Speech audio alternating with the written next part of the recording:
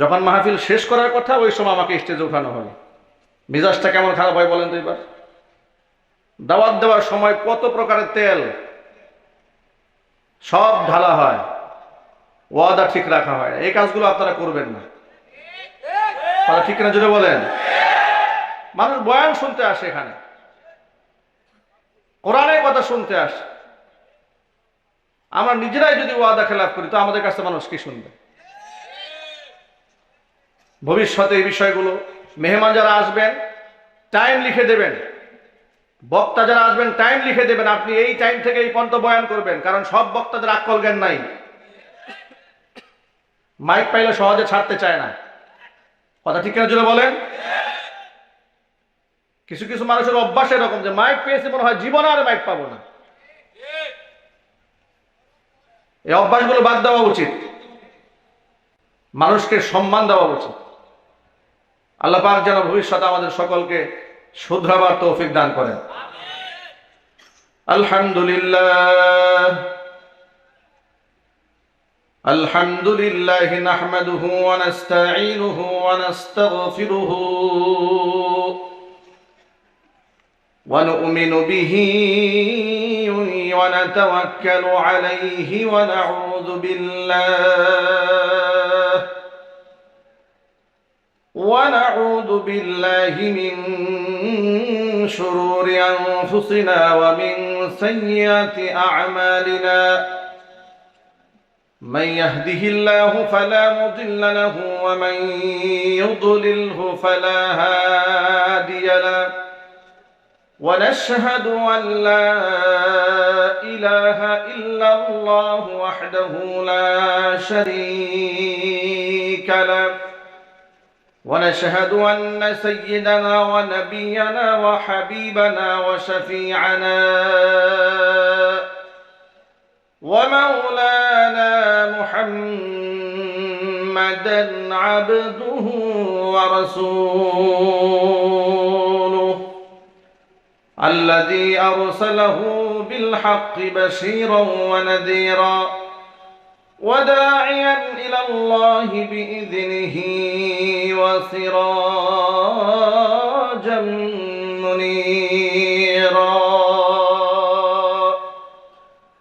أما بعد فأعوذ بالله من الشيطان الرجيم بسم الله الرحمن الرحيم إن الله وملائكته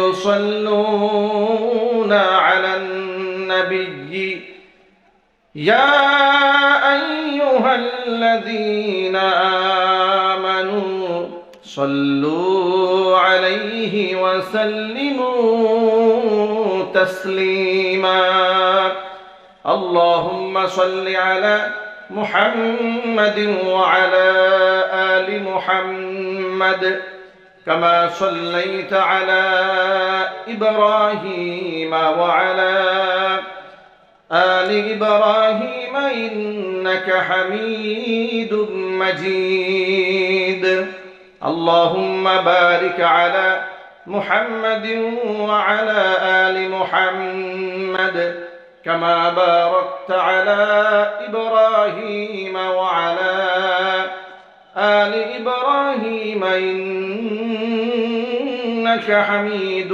مجيد محبت প্রাণ খুলে সকলে মিলে কিছুক্ষণ জিকির করুন লা ইলাহা ইল্লাল্লাহ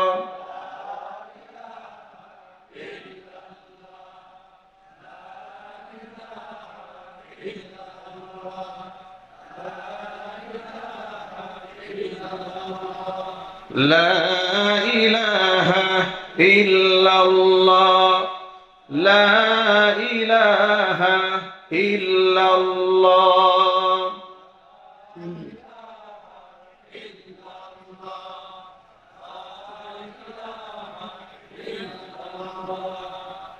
لا إله إلا الله لا إله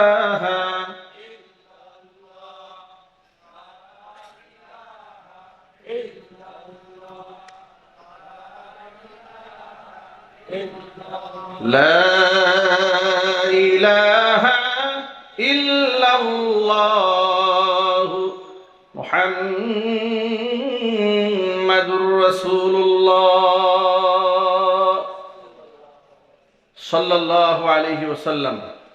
ঐতিহ্যবাহী গাজীপুর জেলার অন্তর্গত গাজীপুর মহানগরের 10 নং ওয়ার্ড আমবাগ ঢালাই ফ্যাক্টরি সংলগ্ন মদিনাতুল উলুম জাইনুদ্দিন কওমি মাদ্রাসার হাফেজ ছাত্রদের দস্তবন্দি উপলক্ষে আয়োজিত 15তম বার্ষিক ওয়াজ মাহফিলের শেষ অধিবেশনের সম্মানিত সভাপতি কারি মোহাম্মদ আরব আলী সাহেব, মুহতামিম মদিনাতুল উলুম জাইনুদ্দিন কওমি মাদ্রাসা, মোহতারাম সভাপতির নেক হায়াত আল্লাহ তাআলা দারাজ করুন, তার খিদমাতের ওয়াসাআতকে আল্লাহ তাআলা বৃদ্ধি করে দিন।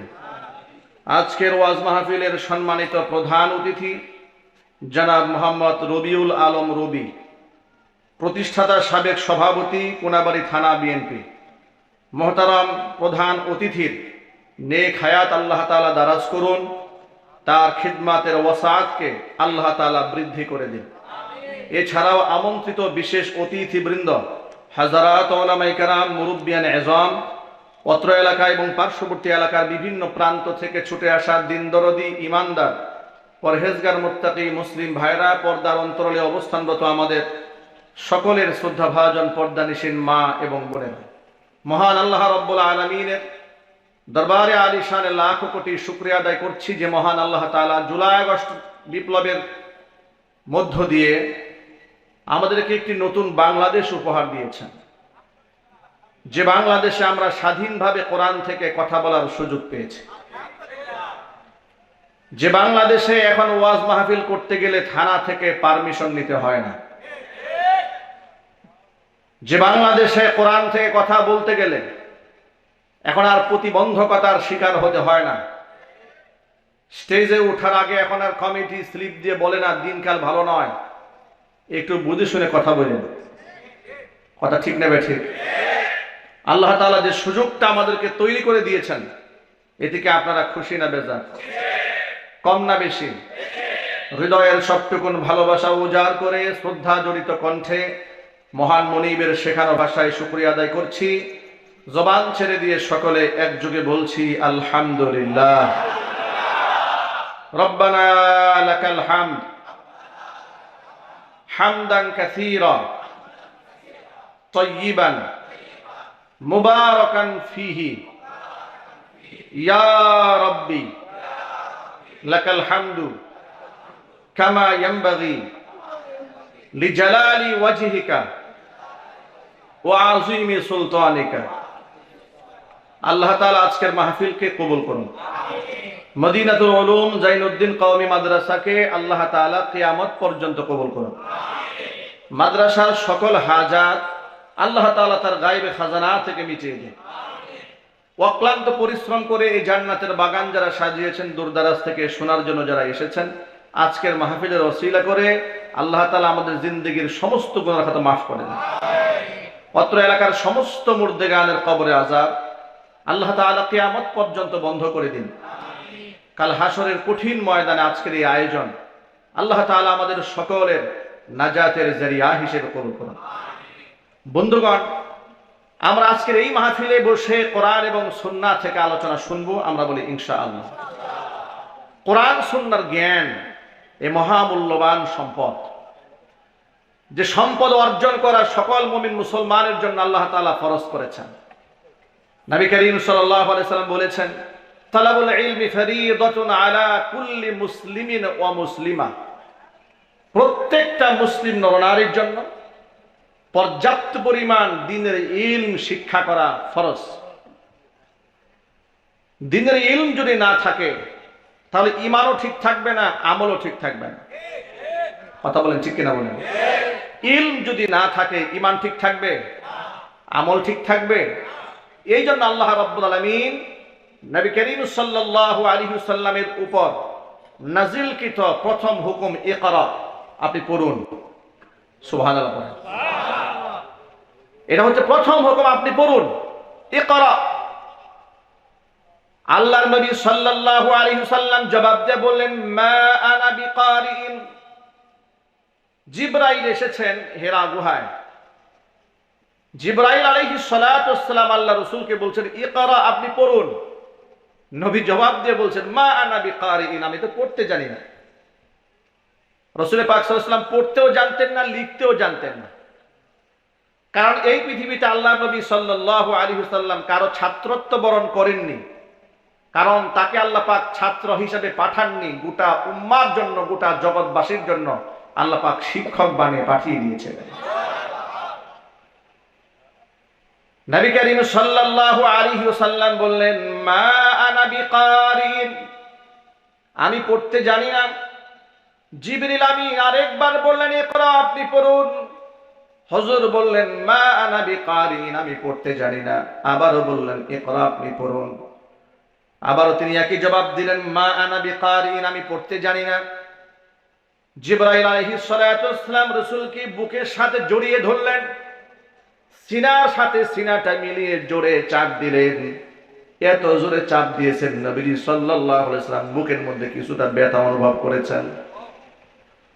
সিনার সাথে সিনা যখন লেগে গেছে,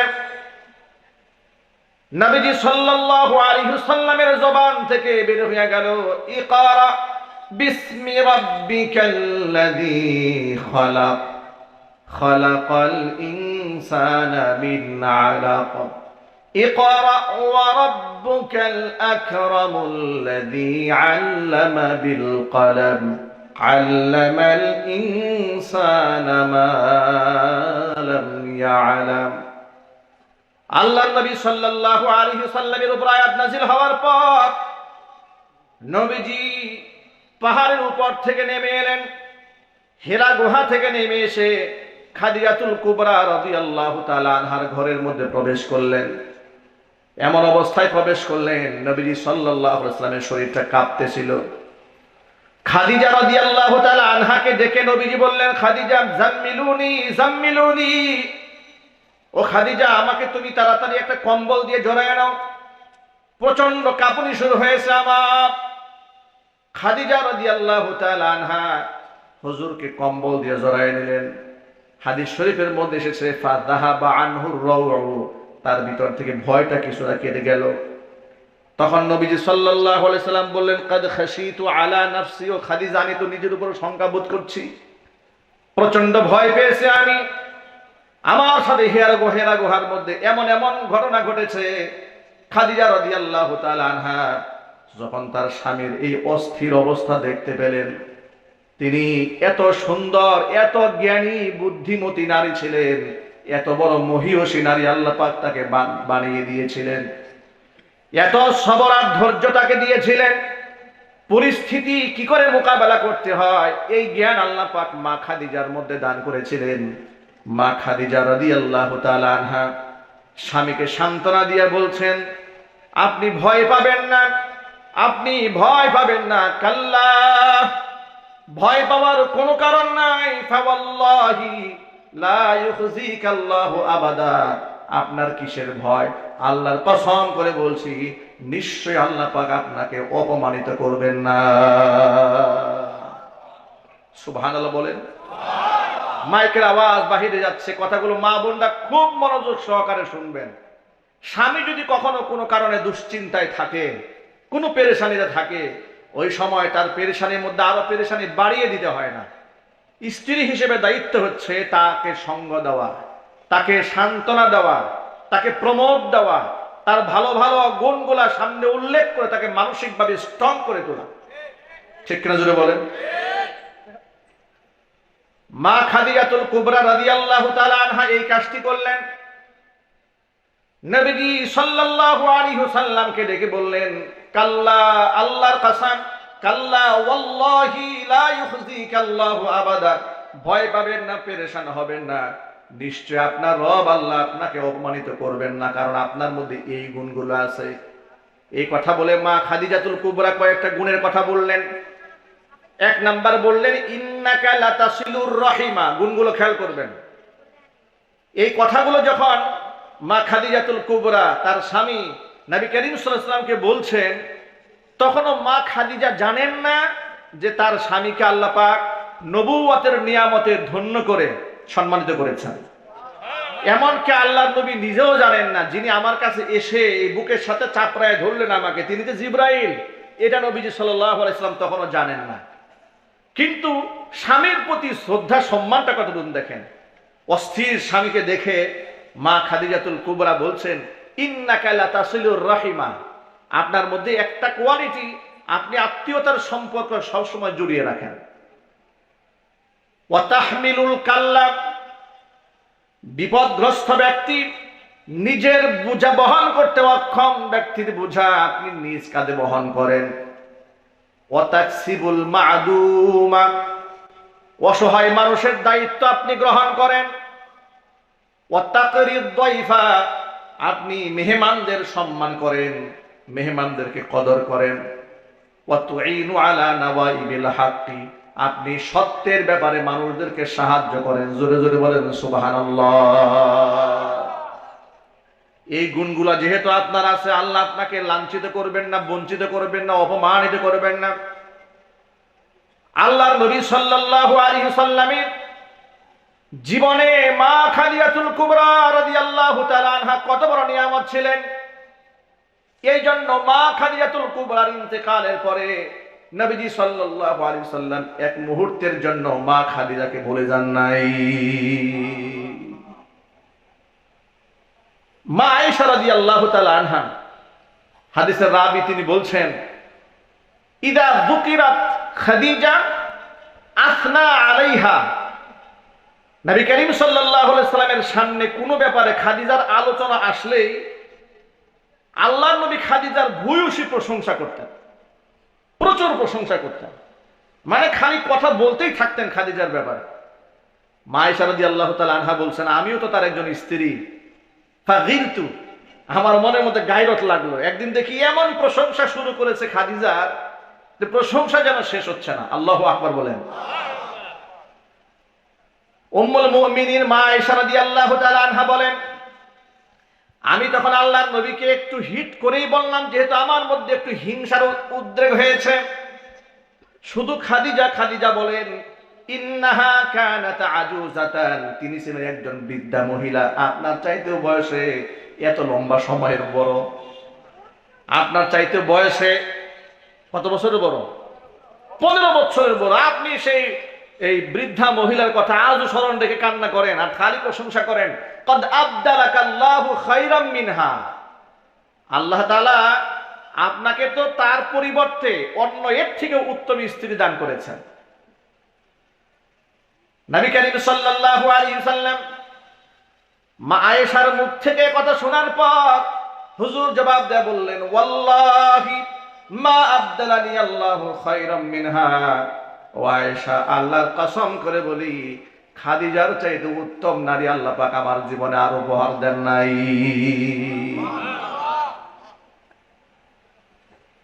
খাদিজার ব্যাপারে আল্লাহর নবী বর্ণনা করতে গিয়ে বলেন, কদ আমানাত বি ইয কাফারানিয়ান কাফারা বিয়ান নাস, সমাজের মানুষরা যখন আমাকে অস্বীকার করেছে, সমাজের মানুষরা যখন আমাকে অস্বীকার করেছে, ওই সময় খাদিজা আমার উপর ঈমান এনেছে। ওয়া সাদ্দাকাতনি, আমাকে সত্যায়ন করেছে। ইয কাযযাবানিয়ান নাস, মানুষ যখন আমাকে মিথ্যাবাদী বলেছে, ঠিক ওই কঠিন মুহূর্তে খাদিজা আমাকে সত্যবাদী বলেছে। ওয়া ওয়াসাতনি ইয হারামানিয়ান নাস, মানুষ যখন তার সম্পদ থেকে, তাদের সম্পদ থেকে আমাকে বিমুখ করেছে, তখন খাদিজা তার সম্পদ দিয়ে আমাকে সাহায্য করেছে। জোরে জোরে বলেন সুবহানাল্লাহ। এমনকি আল্লাহ নবী বলেন, খাদিজার গর্ভে আল্লাহ তাআলা আমাকে সন্তান দান করেছেন, অথচ অন্য কোন স্ত্রীর গর্ভে আল্লাহ পাক আমাকে সন্তান দেন নাই।